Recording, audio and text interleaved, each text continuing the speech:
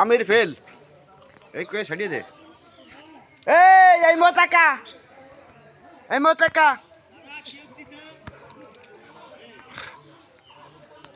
আমরা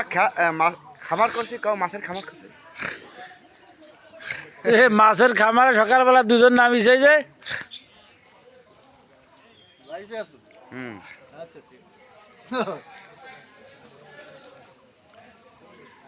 জালের মধ্যে মাছ জন্য ফেলা দিস না মাছ 2.5 কেজি হয়েছে কাতল গুলো নলা গুলো কেজি হানে কইছে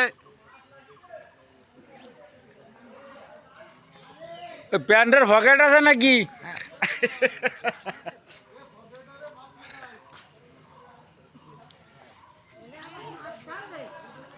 কি ডাবারা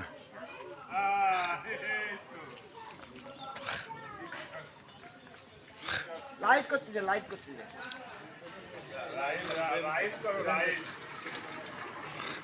এরপরে যখন উঠে খাইতে ব্যবস্থা সেটাও রাইড করবে হ্যাঁ সেটাই করবা আরে না খাই যাবে না না পানি হইলে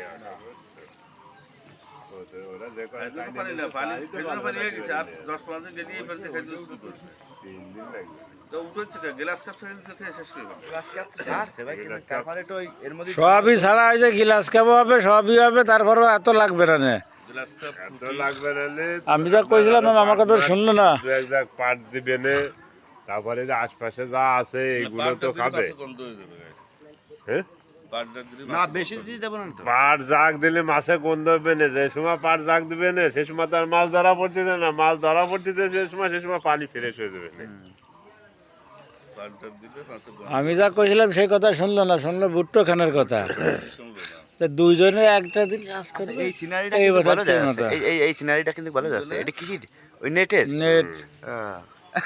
নেটে কালকে টানাতে হবে নেট টানাইছে এই সকালবেলা টানাইতে পারি ওই আজকে টানাবে না ও এবার দালার জমি সব বাদ কারণ নেট না দানের জন্য নেট কালকে আনলাম কেন বৃষ্টি হয়েছে সকালে বৃষ্টি হয়ে পানি যদি উপরে উঠে যায় একবার তখন আর ওই মাছ ঠেলে নামানো যাবে না